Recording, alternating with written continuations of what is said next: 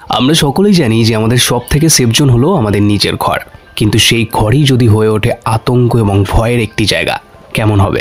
এমনই একটি গল্প আজকে আপনাদের শোনাবো, যে গল্পটা একটা মারাত্মক দুর্ধর্ষ কোরিয়ান থ্রিলার মুভির, যে গল্পটার প্রতিটা ধাপে আপনার কৌতূহল এবং ভয় বাড়িয়ে তুলবে। তো চলুন দেখে নেওয়া যাক। কাহিনীর শুরুতেই আমরা একটা মেয়েকে দেখতে পাই যে অফিস থেকে বাড়ি ফিরছিল, আর এই মেয়েটি কে বা তার নাম কি সেটা আমরা কিছুক্ষণ পর জানতে পারবো। দেখা যায় মেয়েটি বড় একটি বিল্ডিং এর অ্যাপার্টমেন্টে থাকে এবং সেই বিল্ডিংটা দেখলেই বোঝা যায় যে সেখানে অনেকজন মানুষ থাকে। তো মেয়েটি তার ফ্ল্যাটে চলে যাওয়ার পর ফ্ল্যাটের দরজা খুলতে গেলেই মেয়েটি একটু থমকে যায়, কেননা তার মনে হচ্ছিল কেউ যেন তাকে ফলো করছে। কিন্তু যখন সে তাকিয়ে দেখে সেখানে কাউকেই দেখতে পায় না। তখন মেয়েটি তার কার্ড দিয়ে দরজাটি খুলে ভিতরে ঢোকে, আর ভিতরে ঢুকে তার রুমের লাইট অন করতে গেলেই সে দেখে তার রুমের ইলেকট্রিসিটি কাজ করছে না। তখন সে তার ফোনের ফ্ল্যাশ লাইট অন করে কাজ করতে থাকে। ঠিক তখনই সে তার রুমে ছোট্ট একটা শব্দ শুনতে পায়, এবং শব্দ শুনতে পেয়ে সে তখন সেই দিকে তাকাতে গেলেই কেউ একজন পিছন দিয়ে এসে তার মুখ চেপে ধরে। আর তখনই মুভির সিন চেঞ্জ করে মেয়েটির রুমের দরজা দেখানো হয়, যে দরজার ওপাশ থেকে শোনা যাচ্ছিল মেয়েটির তীব্র চিৎকার। যেই মেয়েটিকে সাহায্য করার মতন সেখানে কেউ ছিল না। এরপর মুভির সিন চেঞ্জ করলে আমরা আরো একটা মেয়েকে দেখতে পারি, যার নাম কিউংমিন, যে ছিল এই গল্পের মূল চরিত্র। এবং সেখানে আমরা একটা লোককে দেখতে পাই যে কিউংমিনকে জড়িয়ে ধরে ঘুমাচ্ছিল, এবং কিছু সময় বাদে সেই লোকটির ঘড়িতে ভোর 4টের অ্যালার্ম বাজলেই লোকটি ঘুম থেকে উঠে জামা কাপড় পরে ব্রেকফাস্ট করে কিউংমিনকে কিছু না জানিয়েই সেখান থেকে বেরিয়ে পড়ে। কিছু সময় পরেই কিউংমিনও ঘুম থেকে জেগে ওঠে, আর সে তাড়াতাড়ি করে ফ্রেশ হয়ে অফিস যাওয়ার জন্য রেডি হতে থাকে। যদিও সে ঘুম থেকে উঠে ফ্রেশ হওয়ার সময় অনেকটাই টায়ার্ড ফিল করছিল, এবং সে রেডি হয়ে অফিস যাওয়ার সময় খেয়াল করে তার দরজার লকের কভারটা খোলা রয়েছে। সে অনেকটা অবাক হয়ে যায়, কারণ সে তার দরজার লকের কভার কখনো এভাবে খোলা রাখে না। এরপর সে আরেকটা নতুন পাসওয়ার্ড সেট করে দরজা লক করে অফিসে চলে যায়। অফিসে যাওয়ার পর জানা যায় কিউংমিন একটি ব্যাংকে কন্ট্রাকচুয়াল ভাবে জব করছিল, আর সেই অফিসে আমরা হিউজু নামের একটি মেয়েকে দেখতে পাই, যে কিউংমিনের কলিগ। আর এই হিউজু ছিল কিউংমিনের অনেক ভালো বন্ধু, আর অফিসে তার আরো একজন শত্রু ছিল, যার নাম মিস পার্ক। আর এই মিস পার্কের মেইন কাজ ছিল কিউংমিনের যত ক্লায়েন্ট ব্যাংকে আসবে সেই ক্লায়েন্টগুলোকে তার থেকে ছিনিয়ে তার কাছে নিয়ে যাওয়া। তো অফিস শেষে বাড়ি যাওয়ার সময় হিউজু তাকে বলতে থাকে সে যদি দিনের পর দিন মিস পার্ককে কিছু না বলে তাহলে সে হয়তো পার্মানেন্ট হতে পারবে না অফিসে, তাই তার উচিত মিস পার্ক যেগুলো করছে সেগুলোতে বাধা দেওয়ার। এরপর কিউংমিন তার অ্যাপার্টমেন্টে ফিরে আসে, এবং সেখানে সেই ফ্ল্যাটের কেয়ারটেকার তাকে একটা পার্সেল দেয়। পার্সেলটা নিয়ে সে তার রুমের সামনে আসলে সে দেখতে পায় তার রুমের ডোর লকারের কভারটা আবারও খোলা রয়েছে, আর সেখানে একটি নোট রয়েছে। আর এই নোটটি দেখে কিউংমিন জানতে পারে তার মা তার সাথে দেখা করতে এসেছিল, কিন্তু সে অফিসে যাওয়ার সময় পাসওয়ার্ড চেঞ্জ করাতে তার মা ফ্ল্যাটের ভিতরে ঢুকতে পারেনি, তাই পার্সেলটা কেয়ারটেকারের কাছে রেখেই তিনি চলে গিয়েছে। তারপরেই সে ঘরে এসে তার মায়ের সাথে রাতে কথা বলে ঘুমিয়ে পড়ে, কিন্তু তখনই সে খেয়াল করে তার দরজার লকে আওয়াজ হচ্ছে, আর তার রুমের দরজাটা বাইরে দিয়ে কেউ যেন খোলার চেষ্টা করছে। তখন সে অনেকটা ভয় পেয়ে যায় এবং বাইরের দিকে তাকিয়ে দেখে, কিন্তু সেখানে সে কাউকেই দেখতে পায় না। এরপর কিউংমিন সাহস করে তার ফ্ল্যাটের দরজা খোলে। দরজা খুলে বাইরে এসে বাইরের দিকে ভালো করে তাকিয়ে দেখে, কিন্তু সেখানে কেউ ছিল না। তখনই তার নজর পড়ে সেখানে পড়ে থাকা একটা সিগারেটের টুকরোর দিকে। সিগারেটের টুকরোটি কিউংমিন দেখে বুঝতে পারে তার মানে একটু আগেও এখানে কেউ ছিল। তখন সে কল করে পুলিশকে ডেকে আনে, আর সেখানে পুলিশ এসে বলে এই বিষয় নিয়ে তারা তাকে সাহায্য করতে পারবে না, কারণ সেখানে তার বা তার কোনো প্রপার্টির কোনো ক্ষতিই হয়নি। তাহলে তারা কেস ফাইল করবে কি ইস্যু দিয়ে? এছাড়াও এই ধরনের অভিযোগ পুলিশকে আগেও বহুবার করেছিল, আর পুলিশ সেখানে এসে কিছুই পায়নি। অর্থাৎ এই ধরনের ঘটনা তার সাথে আগেও বহুবার ঘটেছিল। আর তখন পুলিশ এক প্রকার বিরক্ত হয়ে তাকে বলে এখানে তদন্ত করার মতো কিছুই নেই। এটা বলে পুলিশ সেখান থেকে চলে যায়। এরপর পুলিশ চলে গেলে কিউংমিন হতাশ হয়ে আবার ঘুমিয়ে পড়ে, আর তখনই দেখা যায় সেখানে সেই লোকটাকে আসতে, যাকে মুভির শুরুতেই কিউংমিনের সাথে ঘুমাতে দেখা গেছে। আর সে আসার পর স্নান করে পুরোপুরি নগ্ন অবস্থায় কিউংমিনের সাথে ঘুমিয়ে পড়ে। অর্থাৎ মুভির শুরুতে আমরা কিউংমিনের সাথে যেই লোকটিকে ঘুমাতে দেখেছিলাম সে আসলে তার বয়ফ্রেন্ড বা স্বামী কেউ নয়, সে একজন সম্পূর্ণ অপরিচিত মানুষ। পরদিন সকালবেলা কিউংমিন ঘুম থেকে ওঠার পর সে আবারও প্রচন্ড টায়ার্ড ফিল করতে থাকে। সে কিছুতেই বুঝে উঠতে পারছিল না কয়েকদিন ধরে ঘুম থেকে ওঠার পর তার কেন এত টায়ার্ড ফিল হচ্ছে। এরপর কিউংমিন ফ্ল্যাটের কেয়ারটেকারের কাছে গিয়ে আগের দিন রাতের ভিডিও ফুটেজ দেখতে চায়, যাতে সে জানতে পারে যে আগের দিন রাতে তার রুমের বাইরে কে ছিল। তখন কেয়ারটেকার ভিডিও ফুটেজ দেখাতে গেলে কিউংমিন তাকে বলে তার অফিস যেতে লেট হয়ে যাচ্ছে, তাই সে রাতে এসে ভিডিও ফুটেজগুলো দেখবে। এরপরেই দেখা যায় কিউংমিন নতুন একটা ফ্ল্যাট দেখতে গেছে, কারণ সে এখন যেই ফ্ল্যাটে আছে সেই ফ্ল্যাটে অদ্ভুত সব ঘটনা ঘটছে, তাই সেই ফ্ল্যাটে থাকতে সে এখন অনেকটা ভয় পাচ্ছিল। আর নতুন যেই ফ্ল্যাটটা সে দেখেছে সেটার ভাড়া অনেক বেশি হতে সেটাও সে অ্যাফোর্ড করতে পারছিল না। এরপর কিউংমিন অফিসে এসে কাজ শুরু করে, আর তখনই প্রতিবারের মতন মিস পার্ক তার ক্লায়েন্টকে তার দিকে নিয়ে যেতে থাকে, কিন্তু এইবার কিউংমিন তাকে সেই সুযোগ দেয় না। আর এই ক্লায়েন্টের নাম ছিল কিজং। সে মূলত তার অ্যাকাউন্টের ট্রান্সফারের কিছু প্রবলেম নিয়ে ব্যাংকে এসেছিল। তখন কিউংমিন তাকে একটা অ্যাকাউন্ট খোলার প্রস্তাব দেয়, আর কিজুম অর্থাৎ সেই কাস্টমার তাকে বলে সে অ্যাকাউন্টটা খুলতে পারে, তার পরিবর্তে তার সাথে তাকে কফি খেতে যেতে হবে। কিন্তু কিউংমিন তার এই কথায় রাজি না হয় কিজং অনেক রেগে যায়, আর সে তখন জোরে জোরে বলে সে সামান্য একটা কার্পেন্টার বলে সে তার সাথে কফি খেতে যাবে না। এটা বলে সে অনেক ঝামেলা করতে থাকে এবং জোরে জোরে কথা বলতে থাকে। তখনই সেখানে ব্রাঞ্চ ম্যানেজার চলে আসে, আর ব্রাঞ্চ ম্যানেজার এসে সিকিউরিটিকে নির্দেশ দেয় যে ব্রাঞ্চ থেকে কিজংকে বের করে দিতে। কিজং ব্রাঞ্চ থেকে বেরোনোর সময় কিউংমিনকে থ্রেট দিয়ে বলে যে তাকে দেখে নেবে। এটা বলে সে চলে যায় সেখান থেকে। এরপর কিউংমিন অফিস থেকে বাড়ি ফিরে এসে তার রুমে এসে সে ঘুমিয়ে পড়ে। ঠিক তখনই দেখা যায় তার বেডের নিচ থেকে কেউ একজন বেরিয়ে আসছে এবং সে কিউংমিনকে ক্লোরোফর্ম দিয়ে বেহুশ করে ফেলে। এরপর সে প্রতিদিনকার মতন ওয়াশরুমে গিয়ে কিউংমিনের ব্রাশ দিয়ে দাঁত মেজে নেয়। তারপর ভালো করে ফ্রেশ হওয়ার পর পুরোপুরি নগ্ন হয়ে আবার কিউংমিনের পাশে শুয়ে পড়ে। আর এইভাবেই দীর্ঘদিন ধরে কিউংমিনকে ক্লোরোফর্ম দিয়ে বেহুশ করে তার সাথে দিনের পর দিন এই জঘন্য কাজ করার জন্যই কিউংমিন সকালবেলায় এত টায়ার্ড ফিল করত।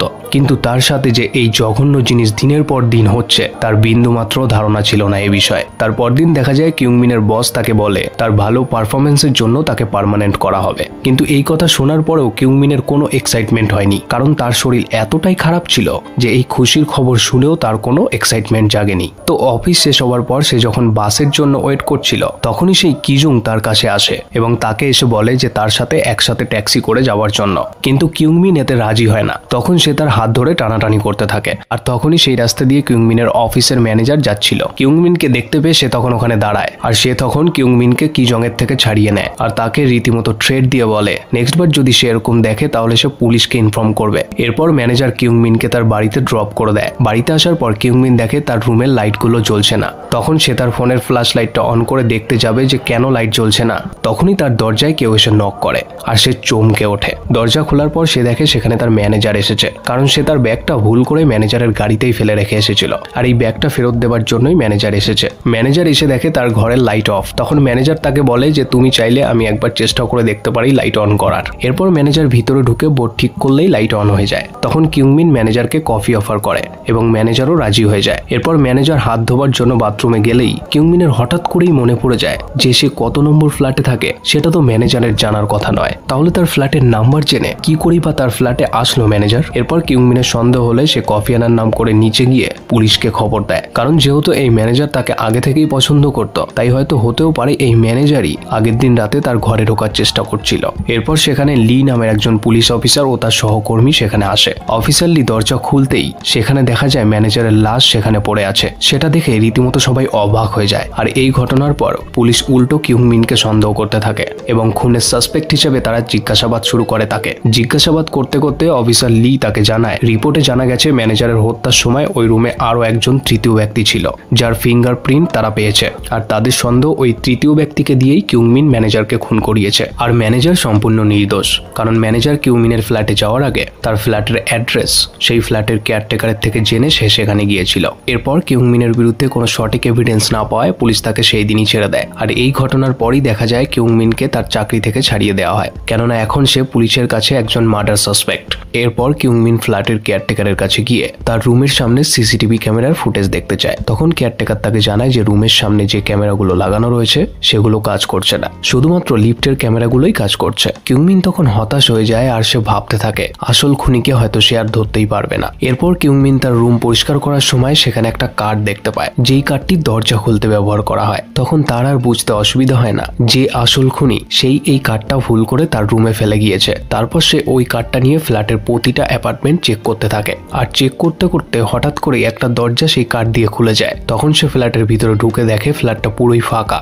সেখানে কেউ নেই, কিন্তু সেখানে সে একটা ফটো দেখতে পায়। আর এই ফটোটা হলো সেই মেয়েটার, যে মেয়েটাকে আমরা মুভির শুরুতেই দেখেছিলাম, যেখানে দেখেছিলাম কেউ একজন পিছন দিয়ে তার মুখটা চেপে ধরে রেখেছিল। আর এই মেয়েটির নাম হলো সোমি। এরপর কিউংমিন পুরো বিষয়টা হিউজুকে জানানোর জন্য তাকে ডাকে। হিউজু সবটা জানার পর তাকে বলে যে এখানে দুটো ব্যাপার হতে পারে, যে এক হয়তো সোমি নামের মেয়েটা কিউংমিনের রুমে এতদিন ধরে লুকিয়েছিল, আর নয়তো আরেকটা হতে পারে যে সুমির ফ্ল্যাটের কার্ড ম্যানেজারের কাছে ছিল। কিন্তু এই ম্যানেজার আর সোমির কি সম্পর্ক, তারা সেটা কিছুতেই বুঝে উঠতে পারছিল না। এরপর তারা সোমির ফ্ল্যাটে পাওয়া একটা ক্রেডিট কার্ডের বিল চেক করে দেখতে পায় যে ওই কার্ড দিয়ে প্রত্যেক দিন একই দোকান থেকে একটার সময় $3 দিয়ে কিছু কেনা হয়, আর এই দোকানটা হলো কিউংমিনের এরিয়াতেই। এরপর তারা দুজন সোমিকে ধরার জন্য ওই শপে যায়, আর সোমিকে ধরার জন্য তারা ওয়েট করতে থাকে। তখনই সেখানে একটা মেয়ে আসে, আর সে এসে $3 দিয়ে কিছু একটা কেনে, আর সেই মেয়েকে ধরার জন্য তারা তার পিছু নেয়। কিন্তু কিছু দূর যাওয়ার পর সেই মেয়েটাকে তারা হারিয়ে ফেললেই তারা দুজন আলাদা হয়ে সেই মেয়েটাকে খুঁজতে বের হয়। এরপর কিউংমিন সেই মেয়েটাকে খুঁজতে খুঁজতে রাস্তায় একটা বিড়ালকে দেখতে পায়, যে বিড়ালটা খাবার খাচ্ছিল। কিন্তু আশ্চর্যজনক বিষয় হলো বিড়ালটা যে খাবার খাচ্ছে সেই খাবারটা একটু আগেই সেই মেয়েটা $3 দিয়ে কিনেছে। তখন সে ওখানে থাকা ওই বাড়িতে উকি মারে, আর উকি মেরে দেখতে পায় বিড়ালটা যে খাবার খাচ্ছিল সেই একই খাবারের অনেকগুলো বক্স ওই বাড়িতে পড়ে রয়েছে। কিউংমিন তখন ওই বাড়িতে ঢোকে এবং সে ঢুকে দেখে সেই বাড়িতে একটা লক লাগানো আছে, যে লকটা হুবাহু তার ফ্ল্যাটের লকের মতন দেখতে। এরপর সে সেটাকে অনেকবার খোলার চেষ্টা করে, কিন্তু অনেক চেষ্টা করার পরেও লকটা না খোলায় কিউংমিনের কি মনে হয়, আর সে তার ফ্ল্যাটের পাসওয়ার্ডের লক ওই লকটাতে এন্টার করে, আর সেই পাসওয়ার্ড এন্টার করতেই দরজা খুলে যায়। কিউংমিন তখন আতঙ্কের সাথে সেই ঘরে ঢোকে। এরপর সে ঘরে ঢুকে একটা মেয়েকে দেখতে পেয়ে আঁতকে ওঠে, যেই মেয়েটার হাত বেঁধে তার পা কেটে কেউ একজন তাকে এভাবে রেখে গিয়েছে। আর এই মেয়েটাই হলো সোমি। অর্থাৎ এখানেই বোঝা যায় যে সাইকো কিলারটা সোমিকে কিডন্যাপ করে এখানে বেঁধে রেখেছে সেই আসলে কিউংমিনের সাথে দিনের পর দিন জঘন্য কাজগুলো করছিল, আর এই সাইকো কিলারই কিউংমিনের ম্যানেজারকে খুন করেছে। অন্যদিকে দেখা যায় তারা যেই মেয়েটাকে সোমি ভেবে ফলো করে এসেছে সেই মেয়েটি আসলে সোমি নয়। এরপর কিউংমিন পুলিশকে কল করতে গেলেই সেখানে সেই সাইকো কিলারটা চলে আসে। কিউংমিন তখন সেই রুমের বেডের নিচে লুকিয়ে পড়ে, আর সেই সাইকো কিলারটা তখন সোমিকে এসে বলে যে তার আর সোমিকে দরকার নেই, কারণ সে তার মতন অন্য একটা মেয়ে পেয়ে গেছে, আর সেটা হলো কিউংমিন। এটা বলে সে সোমিকে একটা ইনজেকশন দিয়ে মেরে ফেলে। কিউংমিন তখন বেডের নিচে লুকিয়ে সাইকোর সব কথা শুনতে পারছিল। এরপর ওই সাইকো সোমিকে ইনজেকশন দিয়ে মারার পর তার বডিটা কাটতে ব্যস্ত হয়ে যায়, আর ঠিক তখনই সেই সুযোগে কিউংমিন সেই ঘর থেকে বেরিয়ে পালাতে থাকে। কিন্তু সেই সাইকো কিলার কিউংমিনকে দেখে ফেলে। কিউংমিন তখন নিজের প্রাণ বাঁচাতে দৌড়াতে থাকে, আর সেই সাইকো কিলারও তার পিছনে দৌড়াতে থাকে তাকে ধরার জন্য। কিছু দূর যাওয়ার পর কিউংমিন একটা জায়গায় এসে লুকিয়ে পড়ে, আর সেখানে লুকিয়েও সে কারো হেল্প চাইতে পারছিল না, কারণ সে তার ফোনটা ওই বাড়িতেই ফেলে রেখে এসেছে। এরপর সেই সাইকো সেখানে চলে আসে, আর তাকে মারতে গেলেই ঠিক তখনই হিউজু পিছন দিয়ে তাকে এসে ফেলে দেয়। এরপর ওই সাইকো হিউজুকে মারতে থাকে, আর ঠিক তখনই সেখানে পুলিশ চলে আসে, আর পুলিশকে আসতে দেখে সাইকোটা সেখান থেকে পালিয়ে যায়। এরপর কিউংমিন পুলিশকে পুরো বিষয়টা জানায়। পুলিশ অফিসার তখন ওই সাইকোর ব্যাপারেই কিউংমিনের কাছে জানতে চায় যে ওই সাইকোটা কেমন দেখতে ছিল বা কি। কিউংমিন তখন পুলিশকে জানায় সে ওই সাইকোর মুখ দেখতে পায়নি, কারণ তার মুখ ঢাকা ছিল। সে শুধু তার হাতে একটা ওল্ড মডেলের ঘড়ি দেখতে পেয়েছে। এরপর পুলিশ ওই পুরো বাড়িটা সার্চ করে এবং সেখানে সোমির লাশ পায়, আর সেই লাশের হাতে একটা বিজনেস কার্ড দেখতে পায়, যেই কার্ডটা কিউংমিন কিজংকে দিয়েছিল। এরপর পুলিশ কিজংকে থানায় নিয়ে এসে জিজ্ঞাসাবাদ শুরু করে। এছাড়াও যেই রাতে ম্যানেজার খুন হয়েছিল সেই রাতেই কিজংকে ওই বিল্ডিং এর আশেপাশে দেখা গিয়েছে। কিজং পুলিশকে জানায় সে কিউংমিনকে ফলো করতে করতে সেদিন ওই বিল্ডিং এ গিয়েছিল, কিন্তু সে কারো খুন করেনি। আর সে জানায় সে এতটা সাইকো না যে মানুষকে সে এইভাবে কাটবে। তখন পুলিশ অফিসার লি তার সাথে কথা বলতে বলতে তার হাতের ঘড়ির দিকে খেয়াল করে, যেই ঘড়িটা ছিল একটা ওল্ড মডেলের ঘড়ি, যেমনটা কিউংমিন ওই সাইকোর হাতে দেখেছিল। এরপর অফিসার লি কিজংকে ছেড়ে দেয়, কারণ ফরেন্সিক রিপোর্টে কিজং এর ফিঙ্গারপ্রিন্ট ম্যাচ না হওয়ায় তার বিরুদ্ধে কোনো সঠিক প্রমাণ পাওয়া যায়নি, তাই তাকে ছেড়ে দিতে বাধ্য হয়। অন্যদিকে দেখা যায় কিউংমিন তার পুরনো ফ্ল্যাট ছেড়ে নতুন একটি ফ্ল্যাটে শিফট হয়েছে, আর এইদিকে কিজং থানার থেকে বেরিয়ে কিউংমিনকে খুঁজতে খুঁজতে তার পুরনো ফ্ল্যাটে আসে, আর সেখানে এসে ফ্ল্যাটের কেয়ারটেকার হানের কাছে তার নতুন ফ্ল্যাটের অ্যাড্রেস জিজ্ঞাসা করে। আর ফ্ল্যাটের কেয়ারটেকার হান তার নতুন অ্যাড্রেস না জানায় সে তাকে কিছুই বলতে পারে না। এরপর দেখা যায় কিউংমিনের দরজায় কেউ নক করে, আর তাকে একটা পার্সেল দিয়ে চলে যায়। কিউংমিন পার্সেলটা খুলে দেখে সেখানে তার পুরনো ফোন, যেই ফোনটা সে সেই দিন ওই সাইকোর বাড়িতে ফেলে রেখে এসেছিল। কিউংমিন ফোনটা হাতে নিয়ে দেখতে থাকে আর তখনই কিউংমিনের অন্য একটি ফোনে হিউজুর ভিডিও কল আসে। কল রিসিভ করতে কিউংমিন দেখে ওই সাইকোটা হিউজুর বাড়িতে লুকিয়েছিল। এরপর হিউজু বাড়িতে আসলেই সাইকোটা হিউজুর উপর টর্চার করতে শুরু করে। কিউংমিন তখন সেটা দেখে তাড়াতাড়ি করে হিউজুর বাড়িতে যায় আর সেখানে গিয়ে চিৎকার করে সবাইকে ডাকতে থাকে, কিন্তু সেখানে কেউ আসে না। তখন কিউংমিন হিউজুর রুমের দরজা ভাঙতে থাকে আর তখনই সেখানে কিজং চলে আসে আর সেখানে এসে সে কিউংমিনকে মারতে থাকে আর তাকে মারতে মারতে বলে যে তাকে আজকে তার সাথে কফি খেতে যেতে হবে। ঠিক তখনই সেখানে পুলিশ অফিসার লি চলে আসে, কারণ পুলিশ অফিসার কিজংকে ছেড়ে দেবার পর তার উপর নজরদারি চালাচ্ছিল। এরপর কিউংমিন ঘরের ভিতরে ঢুকে দেখে কিজং তার ফ্রেন্ডের পা কেটে দিয়েছে। এরপরই তাকে হসপিটালে নিয়ে আসে। হসপিটালে এসে কিউংমিন কান্না করতে করতে হিউজুর কাছে ক্ষমা চেয়ে বলে আর এই পুরো ঘটনার জন্য সেই একমাত্র দায়ী।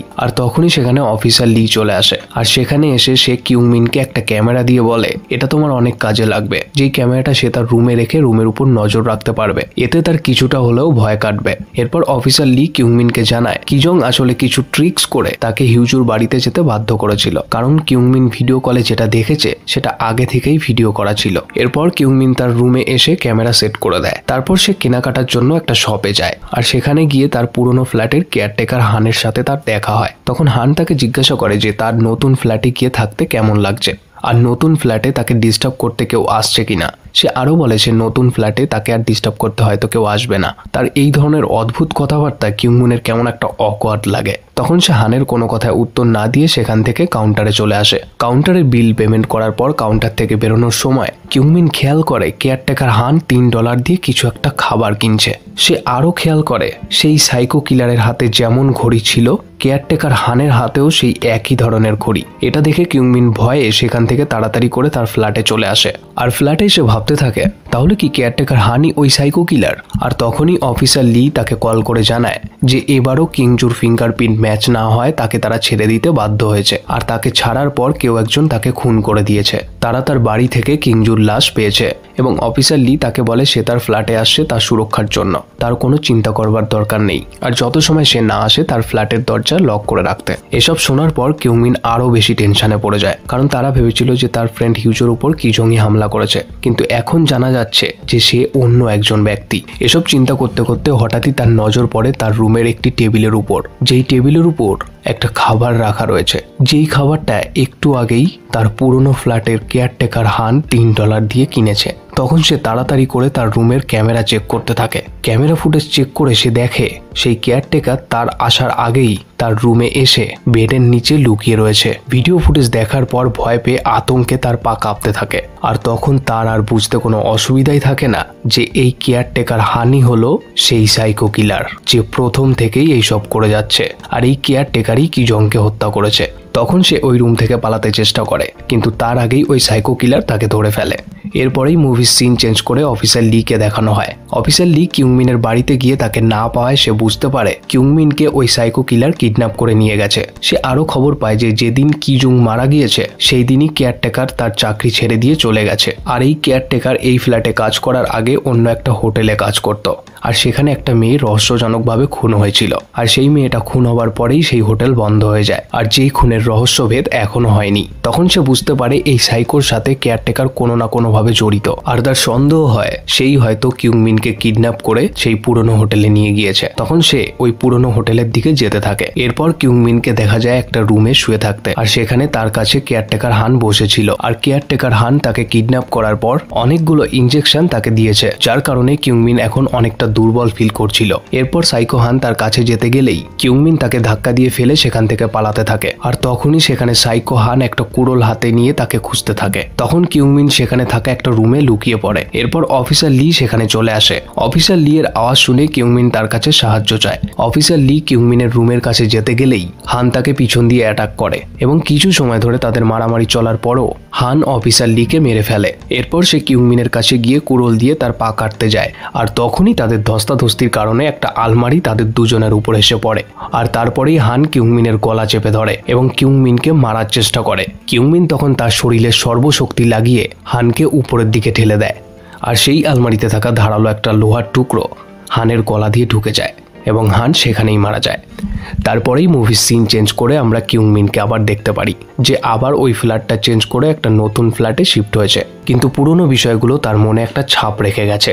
আর তখনই সে তার বেডের নিচে কেউ লুকিয়ে আছে কিনা সেটা দেখতে থাকে। এখানেই মুভিটি শেষ হয়ে যায়।